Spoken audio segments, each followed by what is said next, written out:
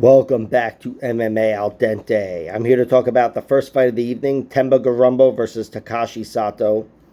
Both fighters are 32 years old.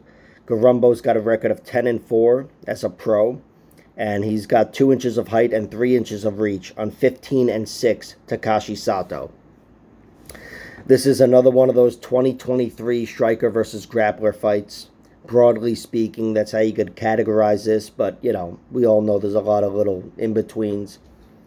But Gorimbo will be playing the role of the grappler. That's who he is. He's got 10 wins, 1 via TKO, 6 via submission, and 3 via decision. The submissions come a few different ways: 2 triangles, 2 arm bars, a darce, and a guillotine, I believe. But the point of me saying all that is he's comfortable enough off his back. He's hit more than a few submissions off his back, and that was on the African regional scene, the African scene. That's where he comes from. He's the EFC champion over there, or he was. And, they may not have the highest level of competition. I bring that up because he had one fight in the UFC here against AJ Fletcher, and he looked sloppy in that fight. Sloppy on the ground. He had, a takedown or 2 takedowns, I believe, in that fight. One in the first round, one in the second round, and just blew the position both times. And I have to question whether or not the second time came from cardio, because he did look tired, but mainly, I'm not gonna lie, I'm basing it off of Dean Thomas saying, I'm telling you, I was looking at him in between rounds and he looked extremely tired.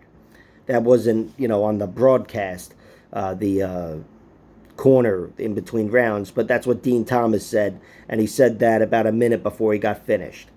Of course, when he got finished, it was him getting knocked down with an elbow, which the point of saying that is you could attribute the whole thing to his chin instead of, his cardio or his submission defense, which is ultimately how the fight ended. AJ Fletcher hit him with a big elbow and put him right into a guillotine choke before he could even hit the ground from the elbow.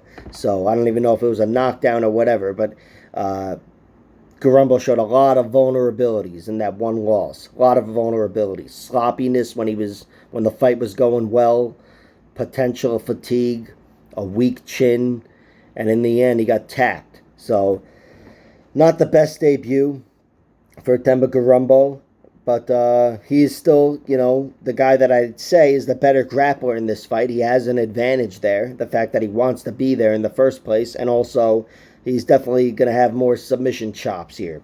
Takashi Sato does have just 2 submissions in his 15 wins. He is a striker, and he's certainly the striker in the matchup here. But back to Gorimbo. Let me get into his losses. He's got 1 loss via knockout against this guy, Dave Mazzani. It was not a TKO. It was a knockout. It's on YouTube.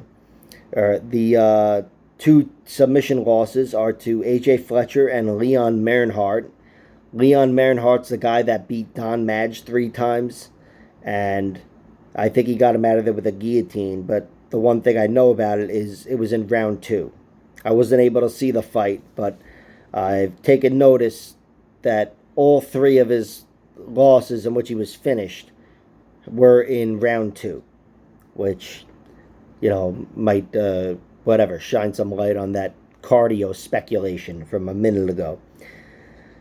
The 1 decision loss is to Henderson Ferreira, who's a good, solid fighter, Brazilian fighter, so there's no shame in that. But overall, Themba Gorimbo hasn't given me a lot of inspiration, and I do have a lot of doubts about him. Against Takashi Sato, this is a new Sato now. This is Sato coming off a knockout loss, even though it was almost a year ago at this point, but it was a bad knockout loss to Brian Battle. It was in under a minute, and it was a concussive head kick. Looks like the type of kick that could change a career. But Sato still, I'd say, he just with his firepower alone, he's going to want this on the feet, and he's going to want Themba Gorimbo in his face throwing, because when you throw, you expose yourself. And Sato, who is a patient fighter, he's going to definitely have a power advantage, I'd say, here. And he's going to be looking for the kill. And I think if they do fight long enough on the feet, he's going to get it. Takashi Sato's got 11 knockouts in his 15 wins, just 2 submissions and 2 decisions. The knockouts in the UFC are to chinny fighters. Yes, they're to Ben Saunders, against Ben Saunders and Jason Witt, who's famously got one of the worst chins ever in the UFC. Those guys are both gone, of course, so the wins haven't aged too well. But Takashi Sato, you know, doesn't need too much context. You could just look at his record and go, all right, 11 knockouts and 15 wins. Yeah. And when you watch him fight, you see how he fights. He's got power. He's got visible power, and it's where he wants to be. He has 6 losses, 2 by submission, 2 by knockout, 3 by submission, and 1 by decision. The decision somehow was the Gunnar Nelson, whatever that was, a year and a half ago or so, a year ago. No, that was over a year ago. But he was totally dominated on the ground, just not finished, which I suppose bodes well for him. But again, he looked weak there. His 3 submission losses come to Gleikel Franca, who's a solid fighter, Bilal Muhammad, who got him out of there in round 3, rear naked choke, and Miguel Baeza, who got him out of there with a round 2 arm triangle. And he just did not look good in any of those losses. You know, he looked weak. Again, even in the Gunnar Nelson fight, he looked weak, and now he's on a losing streak. And I haven't seen him have too many big moments at all since the Jason Witt fight. It seems like he's largely been dominated. So Sato really needs a win here. His back is against the wall. And if his chin isn't bad, I think he's going to win. You know, of course, he's got to survive with Themba Gorimbo all over him, who will probably take him down. I think Gorimbo will take him down, but with the sloppiness I saw in that first fight, that last fight I should say, I think Sato, who's only been bested by really good fighters, is going to be able to handle Gorimbo and get him off of him.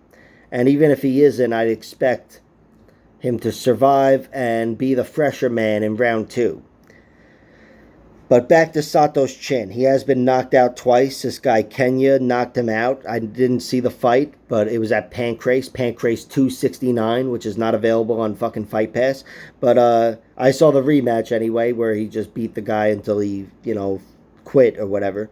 But still, he was knocked out in that first fight. And against Brian Battle, he was knocked out with a big head kick. So my estimation of his chin overall, it's gone down, obviously, since the Brian Battle fight, but it's at the point where it's a concern now. I never really talked about Sato's chin in pre-fight interviews. Yeah, he's been knocked out, but it's not a thing. Now he's been knocked out, and it's a thing. It's a concern going into this fight.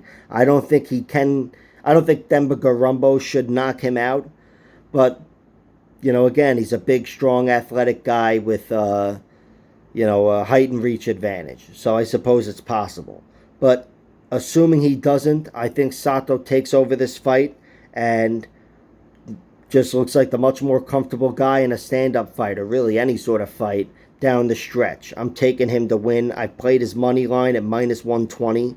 His finish is at +125, but I'm not married to that because who knows how this fucking fight's going to look. Like, share, subscribe, all that horseshit. Check out my other videos.